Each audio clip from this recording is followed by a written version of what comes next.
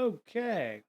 Oh my goodness. Okay. It is Tuesday, everyone. Welcome to my stream, the stream, Break Sex stream. I'm Brian, of course. Hello everybody. I'm glad you all could join. I don't know why I can okay, share with followers. Okay, just in case. I was actually trying to set things up so that, like community announcement would work on our Discord. Those of you who are looking in the chat window there, the discord.gg/breaksec, if you want to join the Discord. Um, I also have the voice chat up. If you're a subscriber, you can join our Discord and then come in and you know talk crap. Hey, Shaq Anatomy, how you doing? A long time no see. Great to see you. Appreciate you coming in. We had, of course, CPO Parker subscribed with a Prime subscription, Amazon Prime subscription, which is something everybody can do for free. Doesn't cost you anything. Kieran Clark followed us 4 days ago, and somebody who has a name that I, uh, it's fecal transplant. There you go. I don't want that being clipped or anything like that. So I already have Lady P telling me that she has more than enough stuff on me. Not she didn't even have to do deep fakes anymore. She already has enough stuff on me to be able to do whatever she wants. Um, so yeah, you're what you see on the screen. Am I looking in the right direction? I mean, what the hell's going on here? Probably need to flip that around. So yeah, it's Tuesday. If you are working in big tech right now, you're probably a little worried about your job. I think the one that came out on Monday morning, bright and early Monday morning, was that I think the biggest one is now Amazon layoffs is happening. I'm gonna spit my gum out here. Amazon, yeah, going to lay off roughly 10,000 employees soon as this week. Um, there's a lot of wailing and gnashing of teeth, and people were worried. I believe a lot of the InfoSec folks were a little on the scared side of this. I do have pretty decent information to say that, and of course, like New York Times said, um, it's going to be the devices organizations, Alexa, and some other groups that perhaps were not performing as well as they should. I mean, that's still it's bad that we have to have these layoffs, but there's I would argue, and some of the, some of the things that I've learned in my Harvard business classes, there's four different groups that that companies have to keep happy. In some cases, it's the stakeholders, the consumers, partners, or employees. And if you spend too much time on one and not a little bit of time on all of them, uh, they all suck. But you can't expect all four of those to actually do. You can't hold them all up to the same level. So it's like everybody's either you know you've got 90% stakeholders and 10% employees, or you have 100% employees and 10% stakeholders. And for publicly traded companies, you can't have 10% on the stakeholders and 90% on the employees. So there have been some issues with, as New York Times said, they're having some issues with their, our, making ends meet, and keeping one group happy. And for the majority of these folks, it's stuff that isn't making money. I believe I don't know if it was this article or it was another one where they said that some of these divisions at Amazon were losing, millions a day or something like that. So they're trying to make it so that they're a bit more profitable, that they'll come in on Wall Street. But yes, 11,000 people are going to be on the breadline this week, and it's too bad. What we can hope is that those folks will land quickly, and that will find jobs elsewhere. There's not every company is laying off. There's actually some that are still hiring. I have several in our job board on our Slack and on our Discord that are, you can't see this, but um, let me see, where is it? We have several jobs that have been posted for. Comcast is looking for a cybersecurity architect. I mean, there are jobs that are available, not just from a security point of view, but developers are hiring.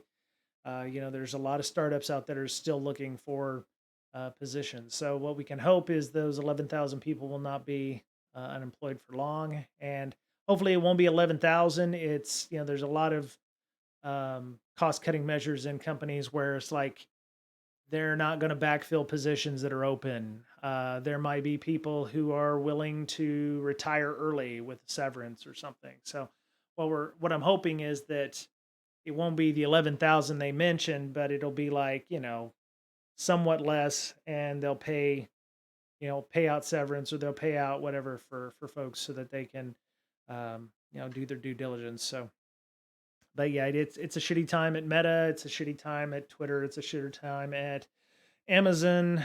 Even I think Microsoft did some back in October, even though it was very, very few. I think it was like 1% of their global workforce. This is going to be about 3%, I think, of Amazon's global workforce. Sorry. They have 1.6 million employees as of 2021. So,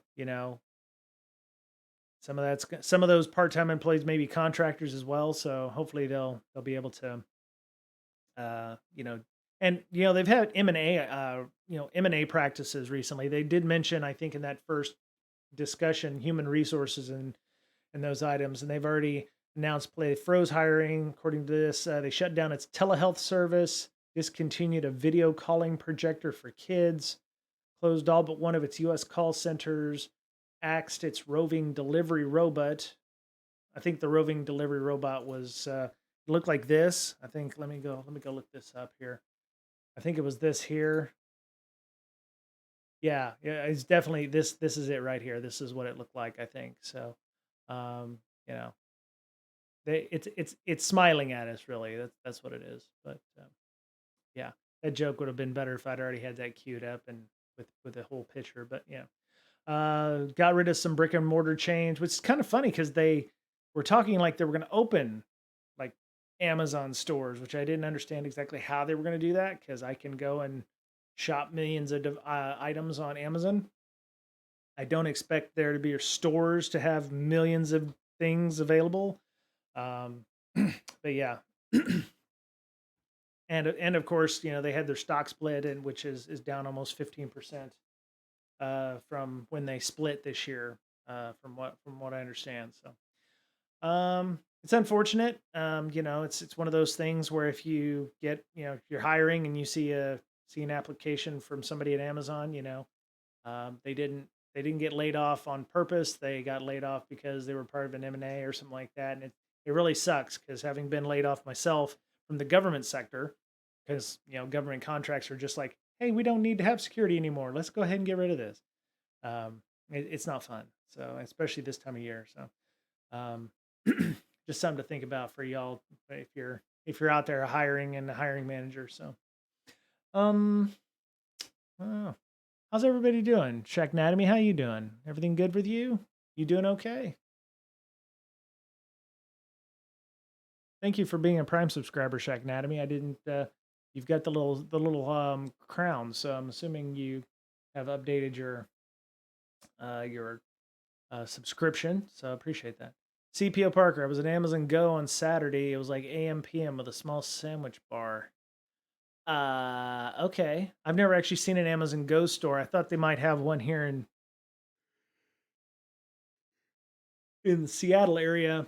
Like, interesting. Like AM PM with a small sandwich bar. Is Amazon Go, is that the thing where you can just walk in, grab something, and walk out, and you'll be charged already? Shaq Anatomy in Everett. Okay. Shaq Anatomy, all is well. Being employed by higher education makes times like these a little less turbulent. Oh, okay. Yeah. Thanks, Walt. I saw. Okay, so Shaq Anatomy. This is my Twitter here, or my Mastodon. K126.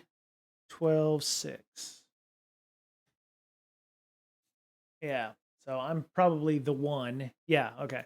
So, um, Shacknatomy, did you know about this? There's a K-12-6 education cybersecurity conference happening in Austin, February next year.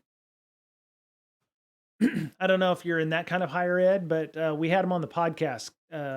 Doug and Eric, they created an ISAC basically for higher education or EduSec, and we talked with them about that a little bit on the show.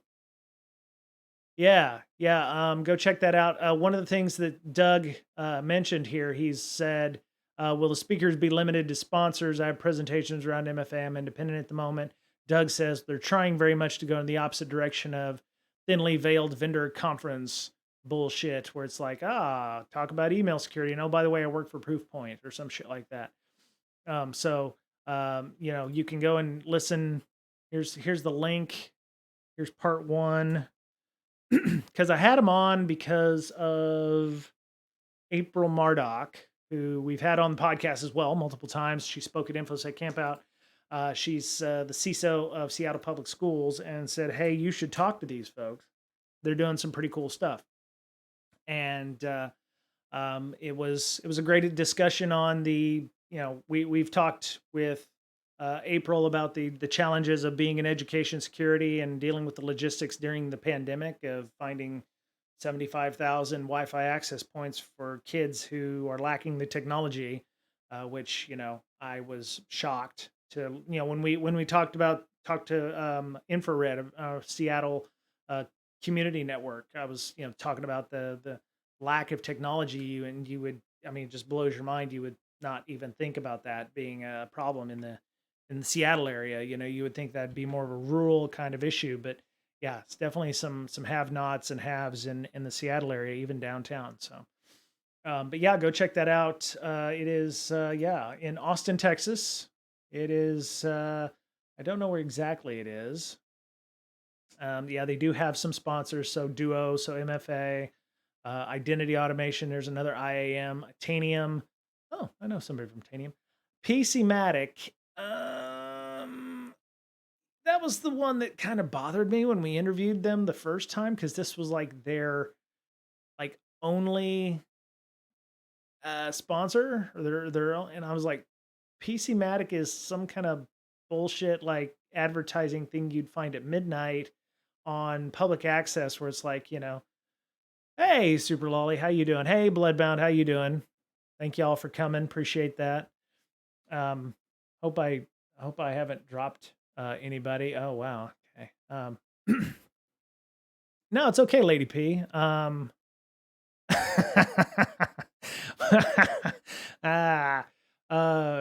was talking to Lady P on chat. Apparently, she's running some kind of computer at 25,000 degrees Fahrenheit or something. She was talking about, her stable diffusion system running 13,900 Kelvin plus a 4090. Yeah, I didn't realize they ran that hot, in a CPU case. But apparently, 13,900 Kelvin is 24,560 degrees Fahrenheit. So that was rough. Bloodbound, what are you doing? Speaking of me at an IT job interview, that's scary. Yeah, Lady P.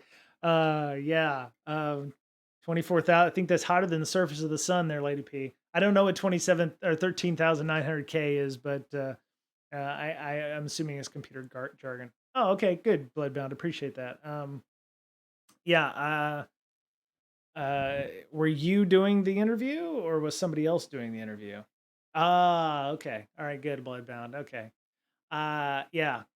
Actually, I've talked to my friend Noid, not to drop names or anything, but he had mentioned he's on Mastodon now. But he was talking about doing more podcasts and stuff. So I'm going to see if I can get him to come on in the next couple of days or so, just to bullshit and hang out. So okay,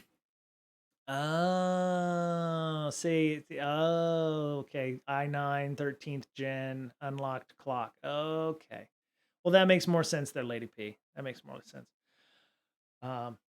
Okay, so now that I can figure this out, let's see. You have you have a 12th generation i7. Okay, okay, I get that. operator and virtualized Android, and the lady with the providing internet access to people. Oh yeah, infrared from Seattle Community Network was a good one. I actually enjoyed talking with Esther about that. So yeah, um, yeah. Um, so yeah, this is where the hell is this event at? Conference. It is just agendas TBA University of Texas campus. Okay, so it's not downtown, but UT Austin campus. Yeah, there you go. It's just off the 35, I-35 there. Yeah. So you have Highway 1. Here's, yeah, 35. Here's the 290. Research. 183 is research in Austin. I used to live here, so I know a little bit about this area. We actually lived out here in a little place called Steiner Ranch. So I used to live right there. So yeah, that was my house. Oh, somebody lives there now. Okay, interesting. So yeah, it's a nice little area. Yeah. The only problem I hated with it was with the egress was there was only one way in or out. You have the road here, Quinlan Park, and it's like we had a fire, I think, one year. Sorry, I'm going down rat holes, but we had a fire like right here, and it closed Quinlan Park Road. And the only way in or out was this like small 2-lane road up Steiner Ranch Boulevard, and it was. Lady P, don't send them harassing letters. I mean, you can, but it would just get forwarded to me, I guess, up here. But it's been 8 years, so I don't know. I don't know. So I don't know if I had actually forwarded it on, but yeah, we spent a little time in Austin. I have a few marked boxes in the 7 years that we were there. So I used to work here in this area, 360. Anyway, so yeah. Who was I talking about? Shack Anatomy. Yeah, go check that out and go and join that. So it's in February 2022. Austin's pretty nice in February, so Eh, Lady P, as long as you don't put, hey, you're the previous owner of this house sends their regards, and it's just a bag of dog poo. So do whatever you like, but I don't. This is all being recorded. So why are we even talking about? We're not going to do that. We're not going to do. Hey, Super Lolly. Yeah. No, Lady P. God damn it. I'm dead. I'm just. My great. Okay, so this was something I got from Mastodon. I'm actually quite happy about the content I'm starting to see on there with people who haven't spammed the infosec tag. I actually blocked somebody today, the first time ever on Mastodon, who was just spamming the infosec tag for something garbage like. It's like warning labels. Yeah, don't touch this button. It's like, well, now I got to touch the damn button. But so this is an interesting chart. I'm going to blow it up here. This is Log4j. Of course, you might have heard of Log4j. Might have been a thing that might have happened recently. Within the last year or so, kind of a big deal. Never mind the fucking chatbot thing down here. So the story is that there are still people downloading vulnerable versions of Log4j. So in the last 24 hours, 11, almost 12,000 downloads of Log4j, according to Sonatype. Now, I don't know if they have access to every download possible, but out of the 51.5 million downloads since December 20th, 2021, 38% of the downloads were vulnerable versions. And I have to see, as you can see down here, 2.3.1 plus, 2.12.2 plus, 2.15.0, 2.16.0, 2.17.0, or vulnerable versions. So there's what I don't quite understand is, And my guess was when I replied to this person, I was like, dependencies are a bitch. Some systems don't update because they are ignorant, and you're still going to be pulling in those vulnerable versions. That was the best Occam's razor guess that I had, was like, somebody's using old software, somebody's using old packages that have dependencies for vulnerable versions of software.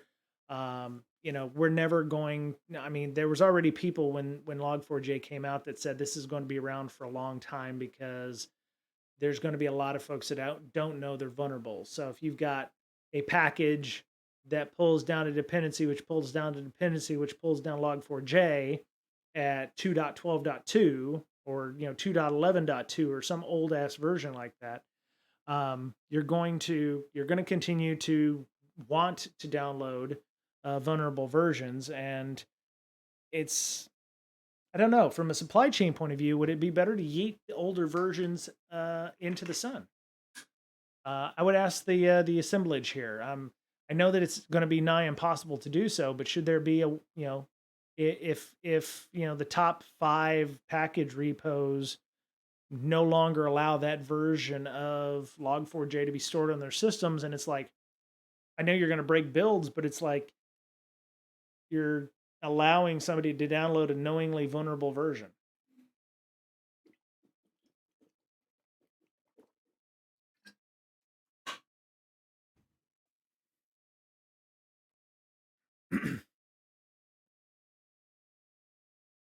Super lolly. Best answer is always general people don't care because it's their IT problem.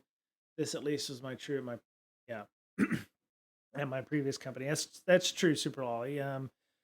Some people don't even know that they're pulling those down. You're absolutely right. I mean, supply chain security is a problem because of that. It's like we don't know what we're pulling down or what we're not pulling down. Um, Lady P says it's business critical. Well, is Log4j? Are you saying is that Log4j is business critical, or that the applications that may depend on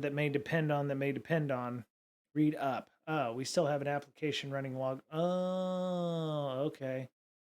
Yep, we have an application that is running. Okay, so Lady P, let me ask this question: did you hold that vendor's feet to the fire to say, you know, WTF, fix your shite? How did you find it, or did they find it? How did that work for you?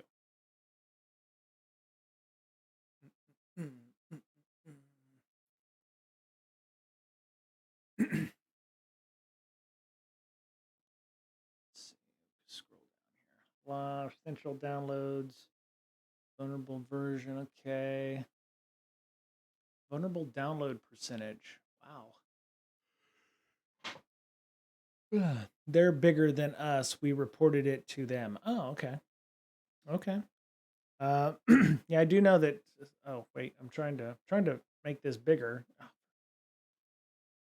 all right, let's just do that. There. Oh, you rat bastards. All right, there we go. All right, so I was trying to zoom in on this world map to see where the most vulnerable versions are. Looks like wow. So that would be that's Iran, which makes sense. They wouldn't have access potentially to newer versions. This is Morocco, which has almost 100% bad downloads. It it's interesting. So I'm actually heartened to see that the U.S. is not completely red or pink as well. What bothers me is that you've got the U.K., the British Isles, the British Empire, Ireland. You've got what is that? Estonia. I don't have lines on the maps. I'm assuming that's like Estonia, some of the Baltics up there. Um, and of course, China is really high on the vulnerable version.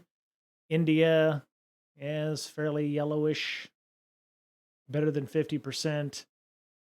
New Zealand, you're not looking so hot. Super Lolly, congratulations, you're fully green. Your country's fully green there. Um, Lady P says, we just waffed around it to mitigate the risk. That's good. Okay. Okay, looks like y'all are fairly green there, Super Lolly. Good job. Sri Lanka as well.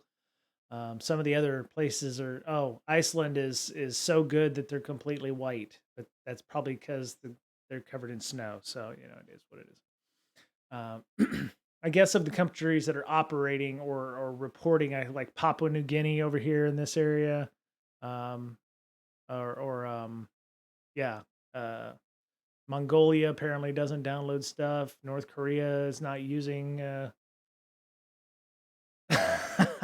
Lady P. Lady P. Super Lolly is well, he's super, but I don't know. I don't know if he can fix the whole country. But yeah, um, yeah, interesting. All these different countries that are not reporting. Um, yeah, no, well, North Korea is not surprising, but looks like South Korea is kind of gray. I would have expected a specific color for that, but anyway. So yeah, I'm sure it's difficult. We already know that this is going to be around for a while. This vulnerability until older versions can get phased out. Hopefully, like Lady P said, hopefully, like Lady P said, we'll be able to get this number should go down. Hopefully, I'm glad it's only 33%. It could still be, in the 50s. I would love to see what it has been over the aggregate. I mean, so they say 38% of 51 million downloads were vulnerable. So that puts us at calculator. Come on, man. I had to prove to somebody yesterday that my server that I'm running this on is running Windows 11, but still wasn't capable of running it per Microsoft. So 51,496,275 times 0.38. So roughly 19.5 million downloads were of a vulnerable version, and 11,000 in the last 24 hours, 33% of those. So clear that. 11,009. I know y'all can't see me typing on the. No, that's 1.33. That's not 1 point. Damn your hide. 1.33. So there's 15. No, that's not right. Okay, my math is off. About 33,000 downloads, about 36,000 downloads in a 24-hour period. 11.9 thousand. I joined too early. Now I've joined late as. No, you haven't joined too late. We've only been on for about 30 minutes there, Beta Wolf. It's all good. Yeah, about 20 million Super Lolly. Yeah, the 38% vulnerable. I guess I could have eyeballed that, but yeah. So yeah, it's those some interesting insights. This is from Sonatype itself, so I don't know which ones they're connecting to. It might actually be worse than this if they're just pulling from um, specific ones. Oh yeah, Super Lolly. Yeah, joins. Sometimes you join. Sometimes you join super late, but that's because it's super early for you. Let me see. Oh yeah, they have a lovely video here. Okay. Yeah, I don't want to watch this whole thing. How long is this freaking video? Oh God. Yeah. Okay. Ah. Yeah. If you wanna listen to them talk about it, here's the video. It does come with closed captioning, so you can do the captions. Oh, hey, Beta Wolf. Yeah. Yeah. I tried to announce this ahead of time. That way, people can log in and get to joining on it. So.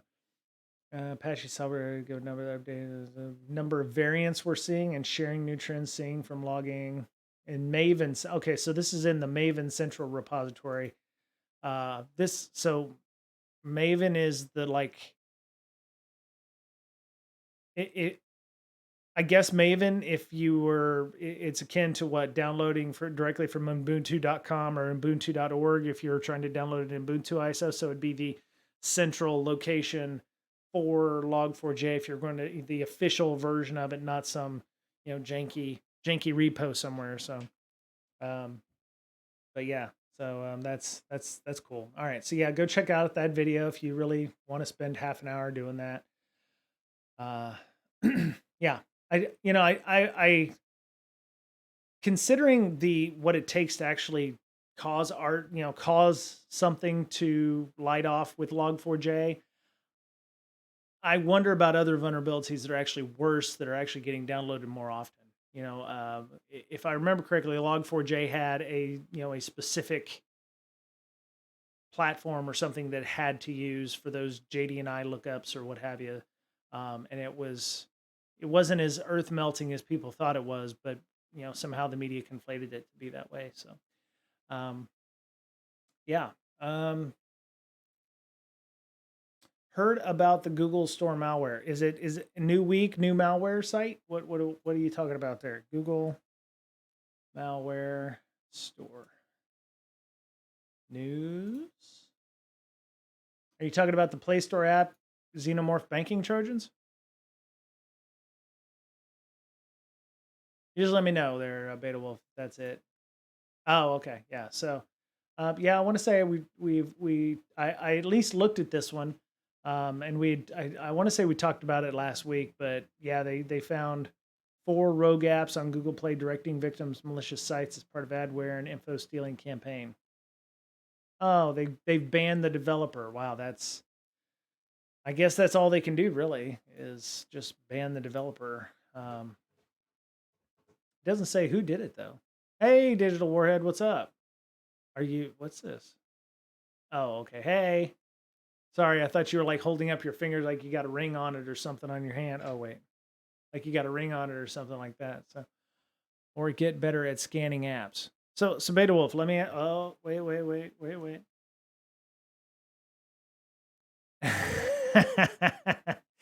But, oh goodness, Beta Wolf. So one, I don't know anybody who actually does scanning of apps or code reviews of every app that they download from the Google Play Store. And I don't do it.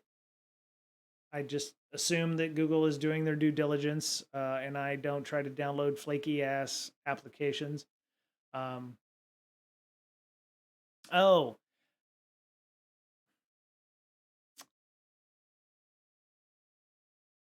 yes, Digital Warhead. Beta Wolf and I know each other in real life. Beta Wolf came to last month's CSEC East meetup.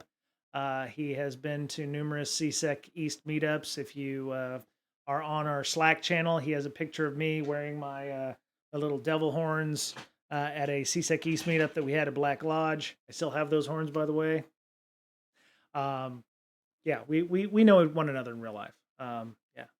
Um, so Beta Wolf, just want to ask the question: how many apps do you believe Google gets in a day?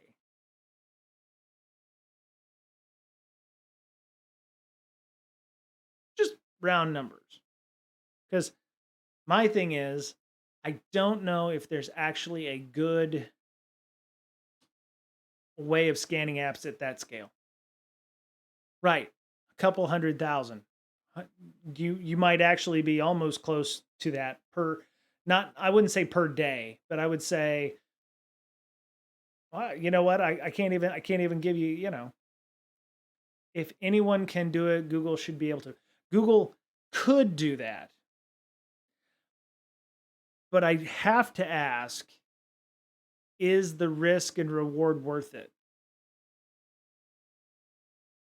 I mean, the media pulls this down because yes, this is an issue.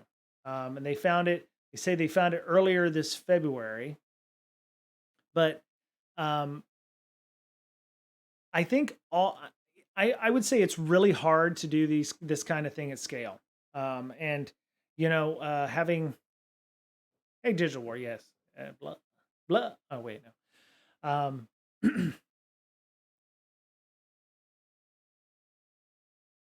Hmm, yeah. So I'll tell you something. I worked at a company that was helping Google with uh, making sure they were using their OAuth tokens properly. So this was a system. If there, if your system uses APIs to access Google information, you might have to complete a verification process before you publish your app. Now, this this was no mean feat. I mean, this was in the before times in the pandemic, but there was a whole process behind this where different OAuth tokens or OAuth APIs were having to be reviewed by a third party, and a lot of these companies were getting charged, quite a bit in terms of just. Let me see, where is this? Is this it? I want to say. Yes, I think this. Yeah, this is the stuff. Um, they were actually having to go and have pen tests done or having reviews of their apps done by third parties because they simply could not scale fast enough. Google was trying to, and there's only 10 to 15,000 applications, and these were painful to do. I mean, it was very hard to get all of these done, and some of them were like, email verification apps or something like that. Yeah, here it is, Nihilus. Nihilus was talking about these as well. Being able these different API calls that an app might use, mobile or otherwise, had to go through app verification to make sure that these were, being done. And this required third party review, let alone an app, an app on the App Store that is, like you said, several 100,000. It won't be till Google has an internal hack due to one of their employees using one of these apps. You know what? That is a definite risk. And if I were Google and I had, an internal hack due to one of their employees using these apps, I would definitely have a whitelist of apps allow list, allow list of apps to use. To you're gonna use stuff that we know we vetted, and I would vet the big ones. I wouldn't vet every fart app and flashlight app that was out there. I would vet the big ones, right? The ones that you know get a lot of downloads. It's almost like you know as we've seen with uh, framework, Angular JS or React or one of anything with a big package following. The top 10% get reviewed because that's what's going to happen. Every fart app, every flashlight app, every dating sim app, probably not going to get a lot of those. But I would say the more popular an app is, the more likely it is to be taken over and used. Um, but yeah, it's hard to scale that stuff, Beta Wolf. I mean, I won't lie. It's no mean feat to set that stuff up, and you need time and resources, and I mean, to what end? I mean, the apps that were blocked from the App Store, I don't know. It didn't say how much or how many times they'd been downloaded or anything like that. It's cool that they got them. Xenomorph first documented uses Telegram channel description to decode and deconstruct C2. Let's go look at this here. With a million play, okay. So all right, so these I stand corrected. Lady P, I tried F Droid. Their website, well, back when I was using it, looked like garbage. But so these were the four: Bluetooth, USB driver, mobile apps group, mobile transfer, Bluetooth auto connect. Huh. Interesting. I wonder if they have wonder if this group has other apps. Let's go see. Dun, dun, dun, dun, dun, dun, dun, dun, dun, dun, dun. Oh, he's on Mastodon too. Very cool. Um, mobile apps group. There we go. I'll just click on that link right there. See if they have anything else here. Nope. They apparently they've been blocked. They don't allow them to download developer. Visit the website. Let's go see what's on Blowscum. What is this? Blowscumbarjos.com. Oh, interesting Looking, huh, I wonder what country this might be from. Hmm. That's, yeah, yeah.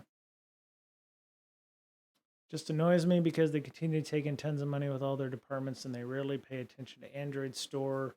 They already added in scanning from the store before you download anything. Why didn't those scans catch anything? Probably the same reason that AV doesn't catch everything either. It has to actually know what it's looking for.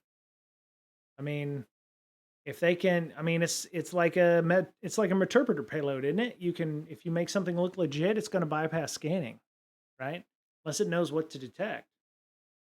That's why F-Droid builds from source. Uh,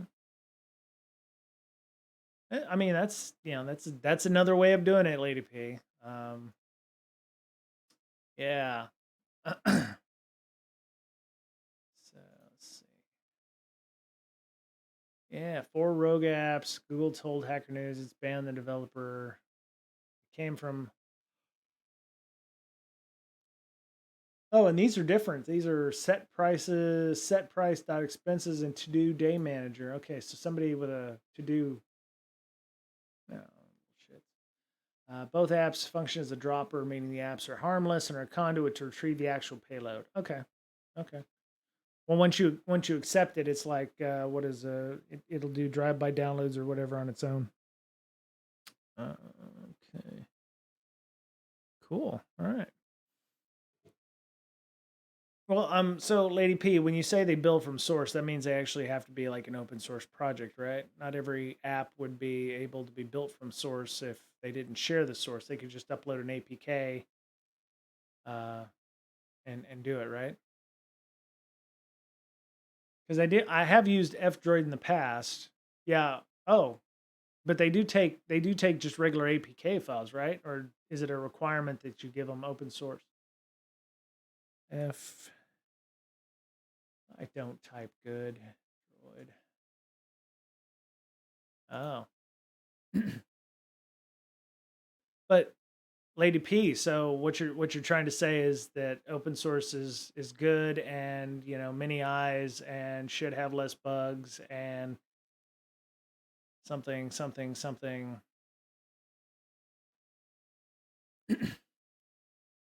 Lunar launcher, tree motes, hair comb. Oh, good, cryptocurrency wallets. That's the top 3 that are on there. Okay, oh, and a flashlight app. Excellent. We have a fucking flashlight app. Excellent.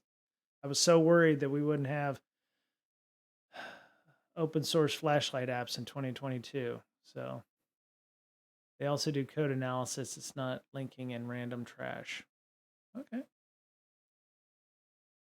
Well, open source, everybody, I guess this is like gateway. It's like, I've created my first flashlight app. I should be good to go now. So,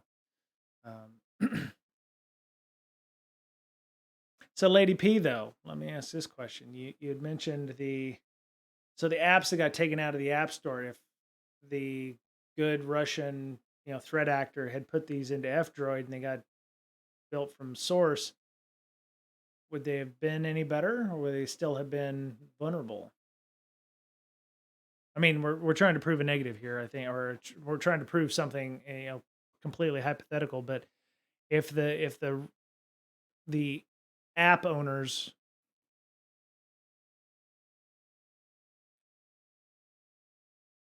I would change your would to maybe have caught it. I would say probably code analysis maybe would have caught it. I'm thinking. Um, that's true. I mean, if the code was something as simple as what was it? If it's downloading something directly, I mean, yeah, I mean, so validate API C2 Telegram. So there's some, go analytics. Let me see. Noted it couldn't extract the URL used to fetch the malware artifact. So the malware artifact URL is hidden somewhere in here, or it's using C2. It's using a C2 from a specific Telegram room or channel or something to pull that down. this thing loads stuff from the web. Doesn't every other game where you have content you can buy offline also download stuff from the web? I'm not trying to be difficult. I'm just saying other apps, legitimate apps, will pull stuff down from the web if you buy something like I don't know. I hate to go back to Pokemon Go. Um, so none of these apps will actually do like in-app purchases or anything like that, or allow you to buy specific things. Okay, that makes sense. Okay.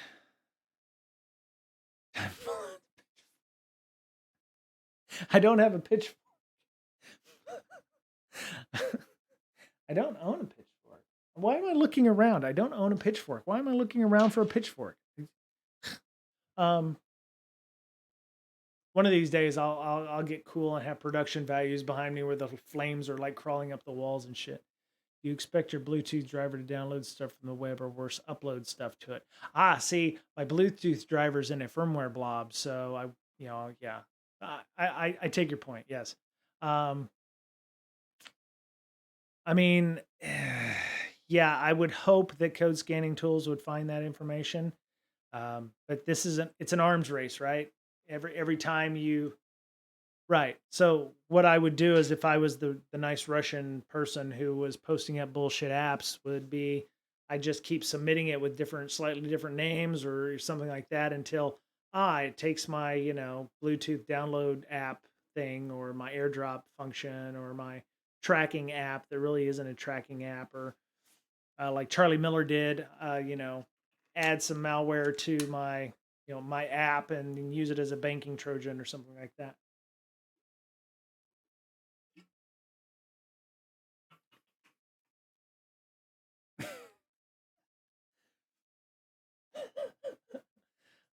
I have a screwdriver. Will that work?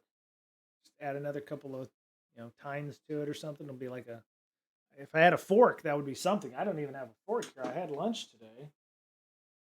I had some barbecue. Um, but yeah. But this is not new either. And I hope Lady P will agree with me. The Trojans and apps, I mean, have happened forever. I mean, Charlie Miller got banned from the App Store. Charlie Miller Android app. I don't think that's it. Yeah, so he all the way back in 2010. So he found a hole in Android software on the T-Mobile G1. Independent evaluators. He was able to redirect a web browser to a malicious site. Hack Apple's Leopard system. He hacked Second Life. I met him in Austin. He was a good discussion. I want to say he actually posted up an app that got accepted into the App Store, and it was a banking app that was pretty much a banking Trojan. Or it once he got in the system, it actually did something else, but it wasn't banking. It wasn't malicious. It was like it would send up a message saying, "Hey, hi, I'm who I say I am." Why? Hey, Lady P. Why a spoon, cousin? Yeah, that's a movie quote. Um, Anybody who knows the answer to that question wins 100 quatloos. So anyway, I'll let y'all figure that one out. God damn it! Good job, Lemur. Good job. Yes, it's dull. You twit. It would hurt more. Yeah, that was the late great Alan Rickman from Robin Hood, Prince of Thieves. Yep. There he is. That's pretty funny. Yeah, it's good movie. That's right. Good job exploiting Lemur. Well done, you. So this one affects me. I saw this one from the Reg. EV charging infrastructure, ironically enough, horribly insecure. Apparently, there's vulnerabilities in point of sale and other things. Last time I said I knew a movie, I almost got banned. Well, I forget. I think it was. I think it was the. I think the No, that wasn't it. You'll have to tell me offline there, Beta Wolf, because I don't remember. I don't remember that. Anyway, so apparently some scientists at. Oh yes. That's right. That's right. Um, yeah. So there's apparently it took them 4 years to look at electric vehicle supply equipment, and in 4 years they found vulnerabilities. I'm shocked, completely shocked, and I cannot believe it. Yeah, the Automod did catch your statement there, Beta Wolf. You are correct. Yeah, that was that is 100% true. It wasn't a ban. You could continue talking. It's all good. Um, it might have accidentally given you a timeout for a second, but you were still on the chat there, Beta Wolf. Don't worry. It's all good. Um, I Yeah, it just filters. Digital warhead, watch out now. Watch out now. Auto cap. Yeah, all caps is not good. Yeah. I think you can turn that off too, but you know, if I ever get popular enough where I'm starting to have issues where that stuff blows up, then it'll be fine. Um, but yeah, so 4 years they found vulnerabilities. I'm shocked. They said in their paper, they say RFID cloning currently possible in early generation infrastructure, which can lead thieves to being charged using someone else's credit or debit cards. I've used charge points before.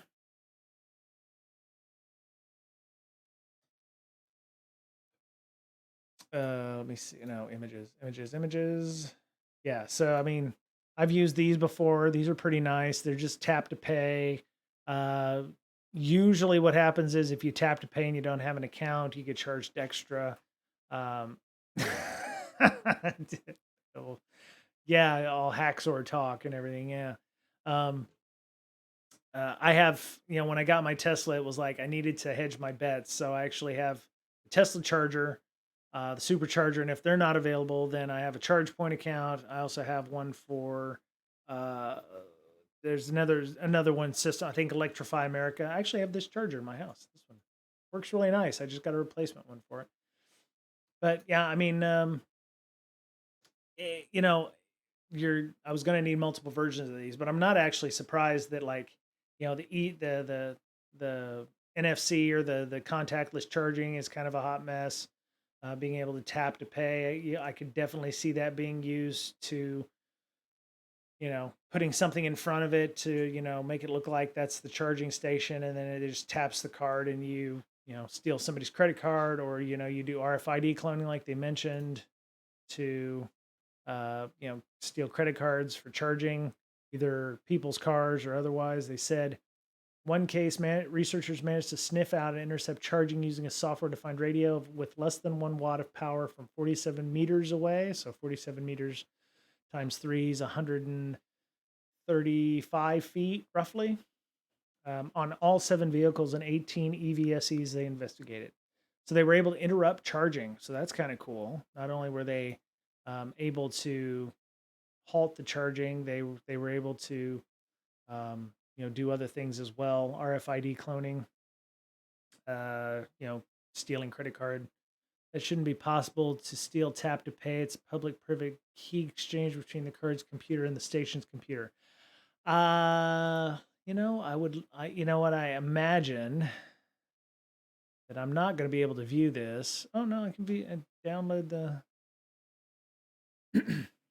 or I can view text. Maybe I can just view the text. That'll be easier. Vehicle charging expected to dramatically increase in the next decade, definitely, especially in California. EV chargers, breadth. Fortunately, several efforts to map risks. This is kind of a nice data diagram. 4 boxes represent attack vectors. So they have passive. No. Where's the 4 boxes? EV connectors, user terminals, internet connections, and maintenance terminals for physical access or disassembly. Okay.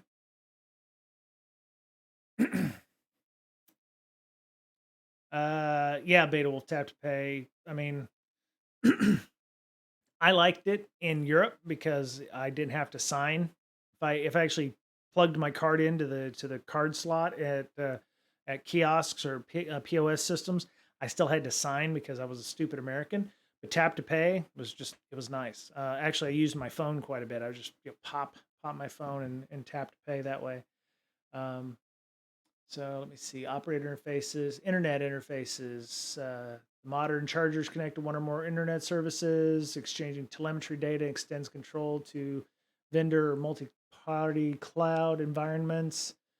Uh, they did not include PKI encryption until 1.8. I don't know which version they're on these things, but several of these look like the older versions don't have security in them, like public-private key pairs. Maybe it's just firewalled from the internet. Multiple devices were found using Shodan and other targeted.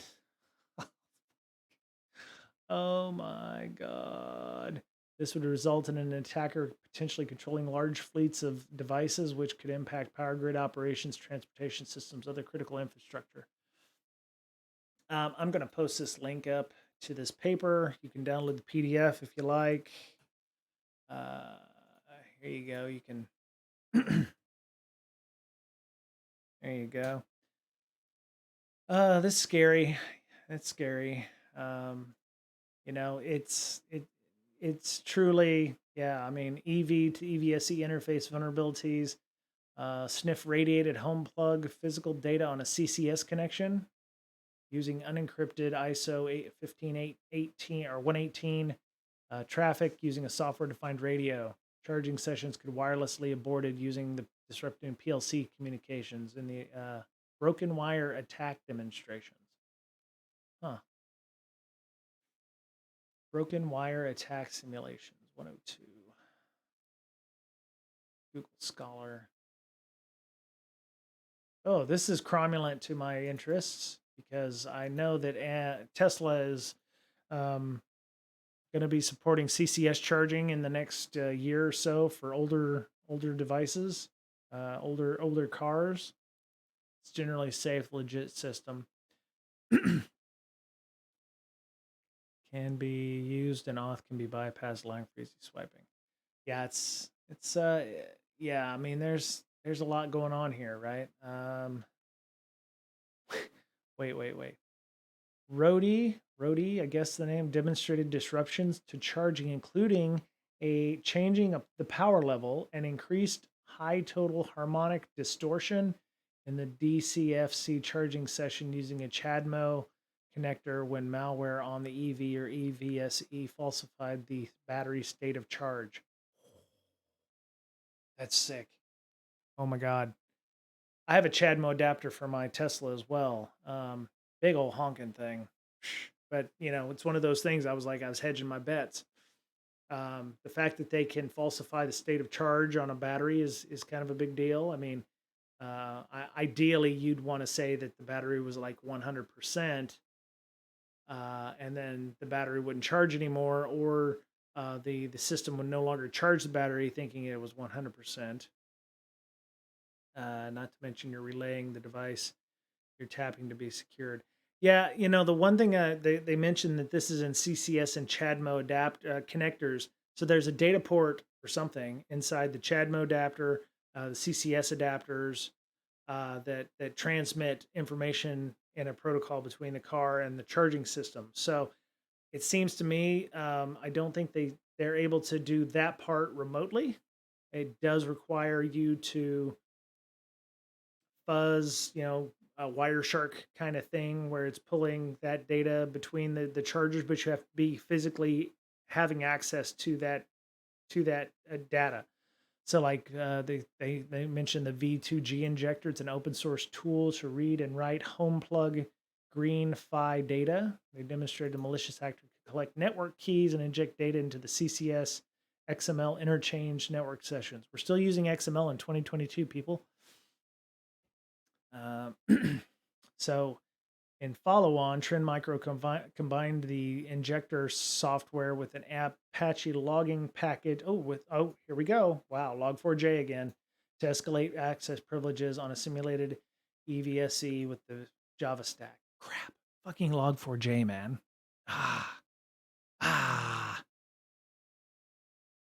Damn it. There we go. Yeah, buddy. Look at that. Ah. Yeah, I mean, Beta physical access never stopped a hacker.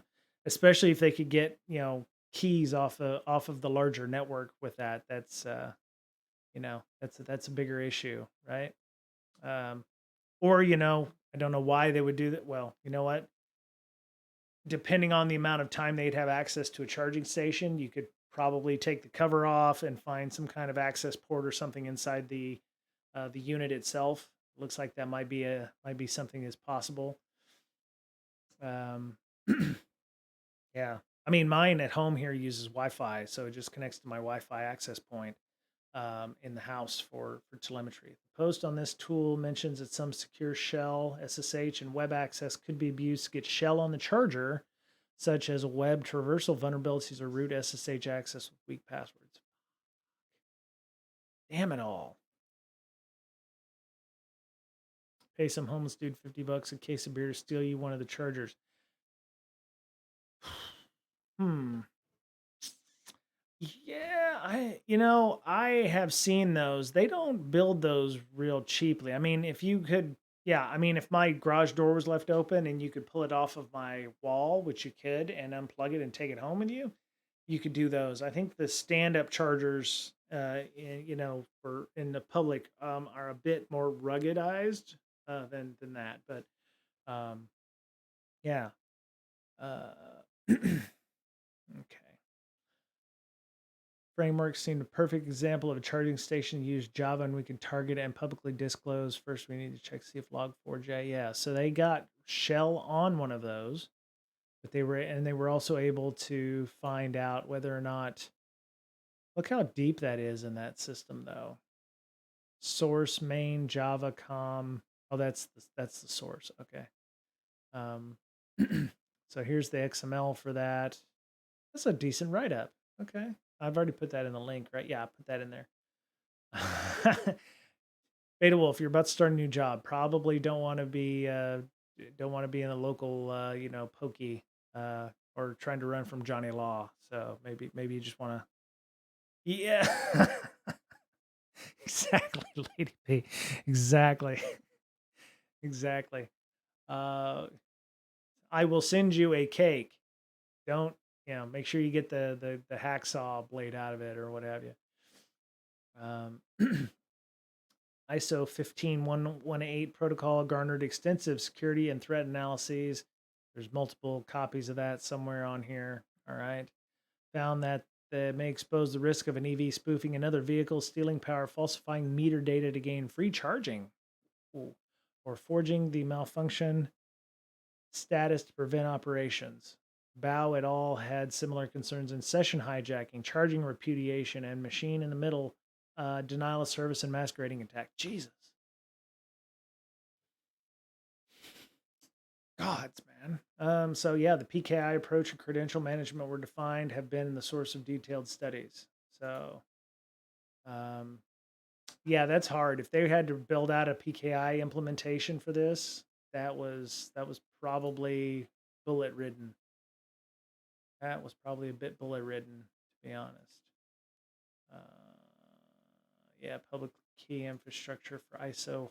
Here's some light reading for y'all tonight. Oh man, can't click on it. I can't fucking close that. What the hell?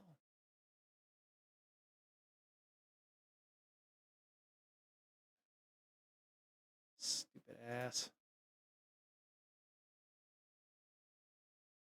There we go.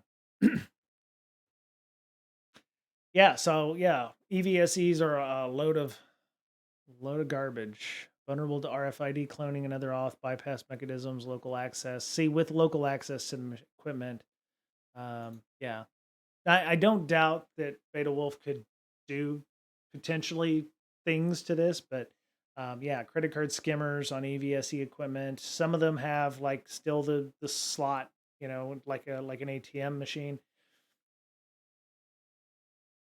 Yeah, I'm recording this, y'all. Digital Warhead. I'm recording this, so just to, I'm just kidding. Um, but it's my thing. I was always worried about was the apps. Like Android or iOS apps. Not having good control over those. Aw, look at that. But yeah, so yeah, these EVSE, I mean, they have web services. Apparently, they have remote shell. I'm sure it's like password one for the passwords. But yeah, this is gonna be a huge deal. I wouldn't be surprised if we start seeing, the next few years. I've got a charger right now in my garage. I could futz around with. We could test on and stuff. Oh, oh God. Oh God. Oh God. This is exactly the one that I have. Could remotely tamper with a charging session via Wi-Fi using buffer overflow and the common gateway interface binaries. Shit. That sucks. Yeah, because I have that app. I have that app right here on my phone. Yeah. Yeah. There it is right there. Damn. That sucks. I mean, yeah, I didn't want to actually try to, to knock things out, but yeah, that sucks. Yeah. So yeah, I have my home charger and everything on here. I mean, it's ready to charge. I could plug my car in right now and do that. But well, um, as we get closer to 2030, when come on by, Beta Wolf. I'll let you look at it, and then I'll lock you in the garage, and then call the police on you. So, I mean, oh wait, I mean, oh, that's my friend. Don't treat him badly. What's this? Class A felony, conspiracy to commit. Great.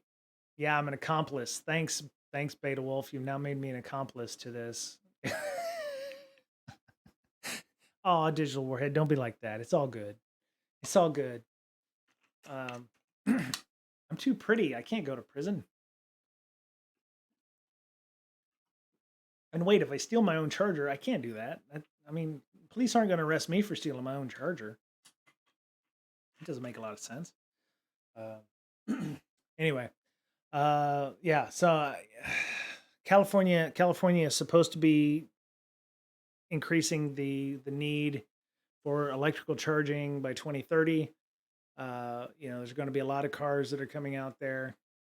Um, you won't be able to buy a conventionally powered vehicle in California. It doesn't mean that people won't be able to bring them in from Nevada and Oregon and Wisconsin and other places like that. But um, God damn it, Lady P, she just hit me up on Discord. That's um.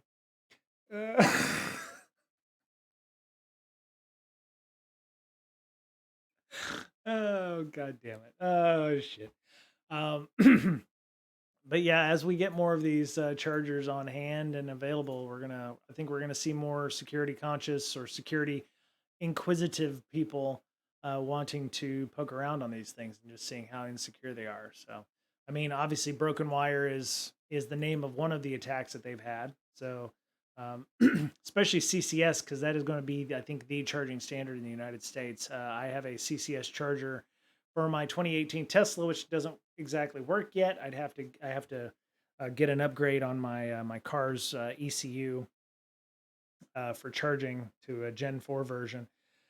But yeah, most everything uses CCS charging now. Tesla's the only holdout, I think. A couple of them still use like CHAdeMO and those, but yeah, it's gonna be an interesting issue in the coming years. So, um, yeah. So I wanted to talk a little. What's going on? I already enjoy InfoSec. Max Sec is the next logical step. Yeah, Uber Sec, whatever. Yeah. Um, so for those of you who did not know, there's a war going on in Ukraine. Russian missiles are being thrown around all over the place. And today they'd actually had and I'm stepping away from the security stuff for a second here, but there seemed to be some confusion about Article 5 to shift gears. I mean, we're really shifting gears here. NATO, part of the North Atlantic Treaty Organization, Article 5 is um, one of those things that it's an attack on one is an attack on all. And whether or not, it happened in the US, like during 9/11, because they mentioned on this version, like when 9/11 happened, it was one of the first times in history foreign military forces were actually flying military missions over the United States. They had AWACS radar from other NATO 13 NATO countries, 360 sorties over the United States. It was the first time NATO military assets were deployed in support of an Article 5 operation over the United States. And so the story is that there's a couple of missiles that hit that hit in Poland.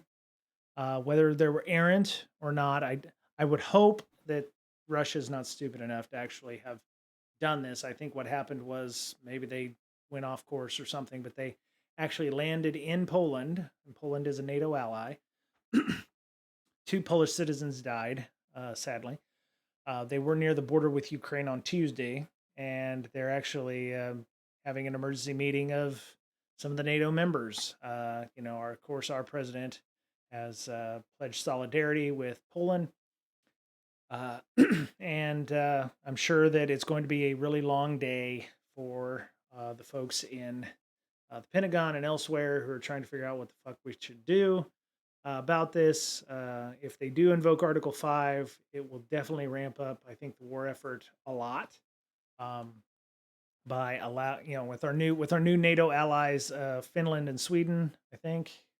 Yeah, Finland and Sweden, or at least, yeah, I thought Finland and Sweden were, and maybe they just haven't updated the graphic yet. But so it's a collective defense initiative. So an attack against one ally is an attack against all allies. And yes, digital warhead.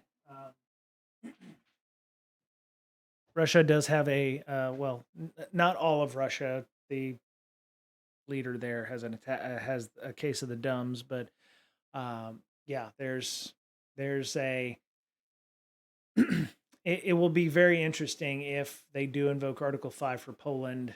But I think they have to prove without a shadow of a doubt that Russia attacked Poland and not like, oh shit, there went our missile. It went off in the wrong direction.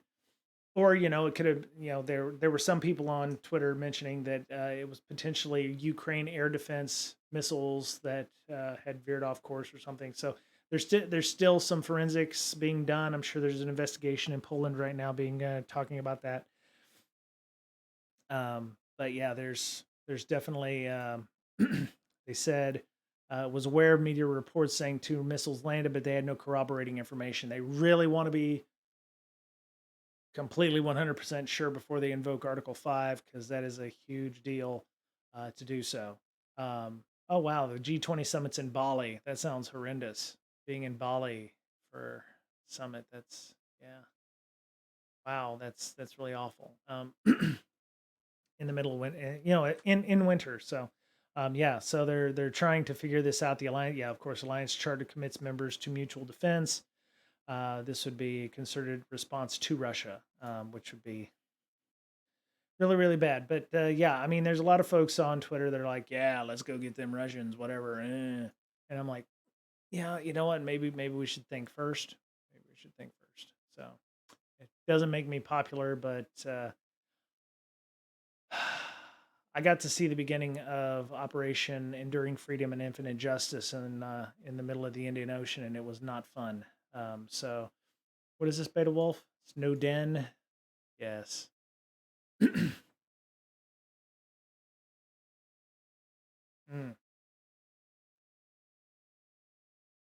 MasterCard launched a 12-week experimental digital dollar pilot. What? Yeah, I'm not exactly sure what that has to do with this, Beta Wolf, but yeah, I mean, it's really not a good time for all the credit card and banking companies to get involved with digital currency right now, considering FTX is in the shitter. So, um, but you know, to be honest, isn't most money on a credit card colorless anyway, or denominationalless? Or it's just numbers, right? And sometimes you get charged in US dollars, sometimes you get charged in yen, sometimes you get charged in shekels or what have you, drachmas, whatever. So I have always assumed my bank account has a not a denominationless but a currencyless format, for the numbers. you know, it used to be a big deal when you would go overseas. I even remember this back in 2004. We used to exchange money at the airport as late as 2004, to get euros or, what have you. And it's like, because at the time, credit card fees were just killing you. And then now it's like, we're not even bothering about keeping money like that. I still have some South American money down there from when we pulled some stuff out in Chile and Argentina. But it's like when we went to Europe this time, it was all tap to pay. Dope, dope, dope. Didn't even bother about worrying about that. So digital money, sure, but it's as long as it's backed by something, International Monetary Fund or something like that, that's fine. It's not in U.S. we trust. It's in International Monetary Fund we trust, I guess. Um, but yeah.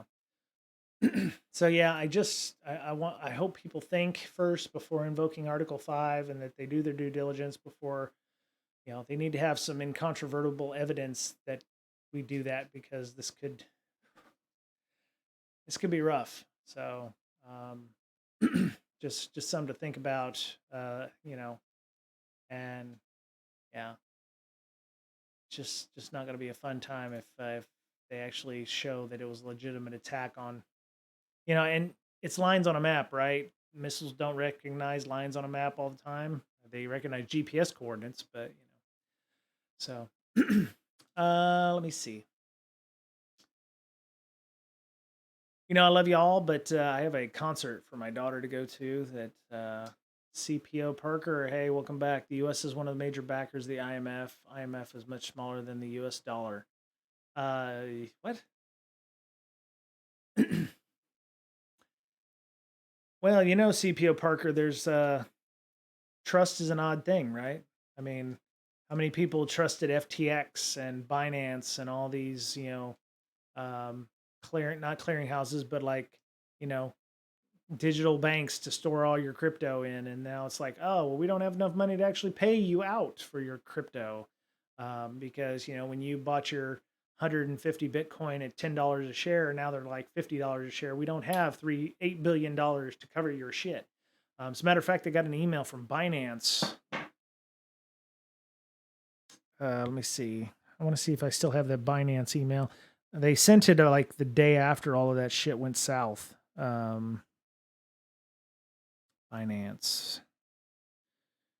You rat bastard. Oh, it's in. Okay, one sec. Let's see. Binance. There it is. So they sent me this email, and it's like, because I have some. I actually bought Dogecoin, so we recognize it's been a difficult week for digital asset ecosystem as a result of details that have come to light regarding the way in which other exchange platforms have managed customer funds. We want to provide clarity around our operations and ensure that your assets in Binance.us are safe. Our priority is and has always been our community. We are committed to delivering value to customers in a sustainable way and managing our business appropriately. Binance.us does not, has never, and will not or touch or trade with customer funds. We do not lend customer assets or offer margin. We do not undertake proprietary trading. We do not take on any corporate debt. This past year, we've bolstered our team, policies, procedures, tools, and technology to ensure the safety and security of our platform. As a result, we've made tremendous strides to ensure that Binance.us is the leading most blah, blah, blah, blah, blah.